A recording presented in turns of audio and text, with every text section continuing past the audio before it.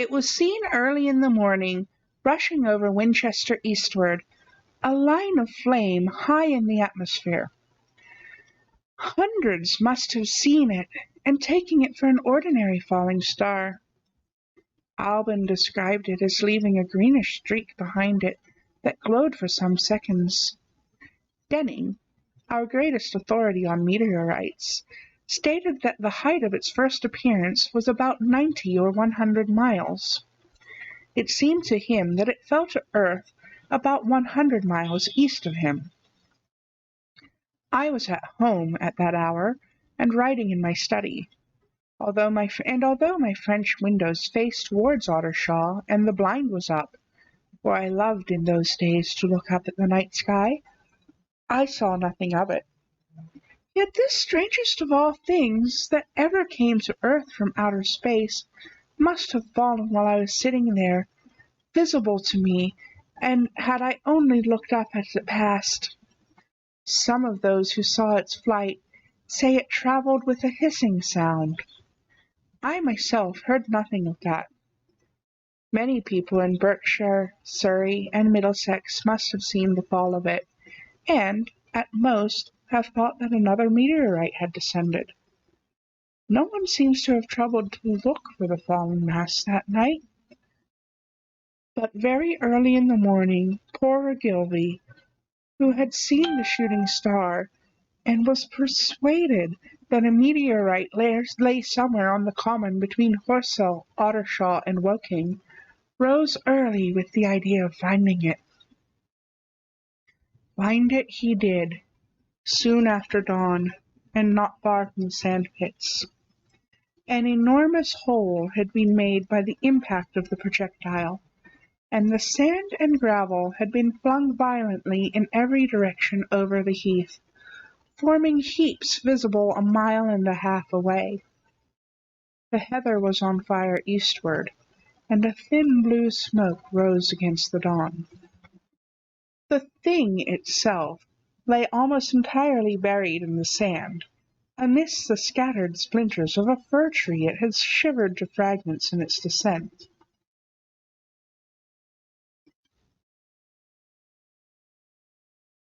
The uncovered part had the appearance of a huge cylinder, caked over, and its outline softened by a thick, scaly, dun-coloured incrustation. It had a diameter of about 30 yards. He approached the mass, surprised at the size, and more so at the shape, since most meteorites are rounded more or less completely. It was, however, still so hot from its flight through the air as to forbid his near approach. A stirring noise within its cylinder he ascribed to the unequal cooling of its surface, for at that time it had not occurred to him that it might be hollow. He remained standing at the edge of the pit that the thing had made for itself, staring at its strange appearance, astonished chiefly at its unusual shape and colour, and dimly perceiving even then some evidence of design in its arrival.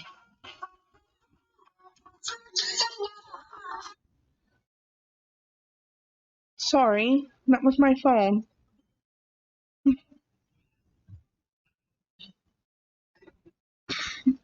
He remained standing at the edge of the pit that the thing had made for itself, staring at its strange appearance, astonished chiefly at its unusual shape and colour, and dimly perceiving even then some evidence of design in its arrival.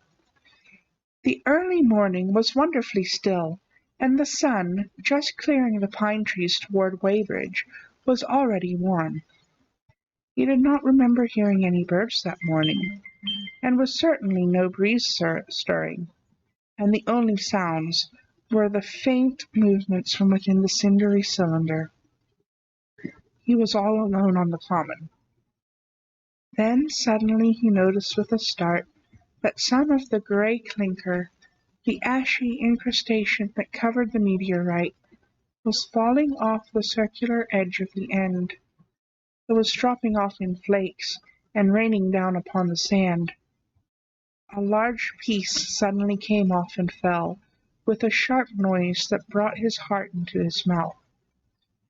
For a minute he scarcely realized what this meant, and, although the heat was excessive, he clambered down into the pit close to the bulk to see the thing more clearly.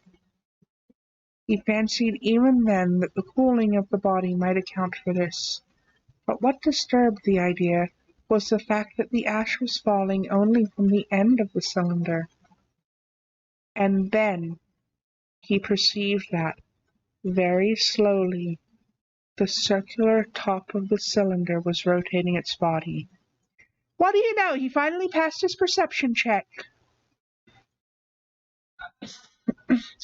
It was such a gradual movement that he discovered it only through noticing that a black mark that had been near him 5 minutes ago was now at the other side of the circumference.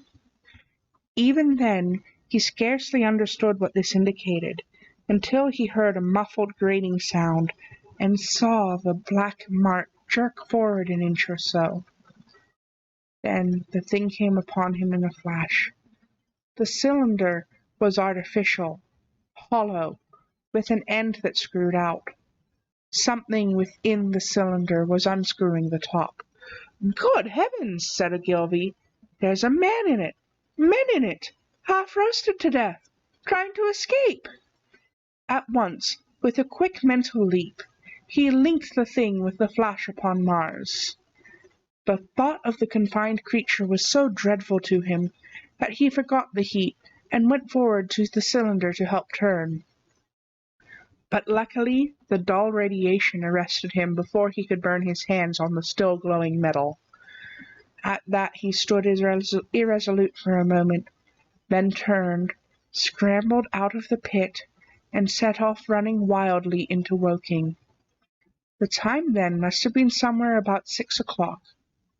He met a wagoner, and tried to make him understand, but the tale he told and his appearance were so wild, his hat had fallen off in the pit, that the man simply drove on.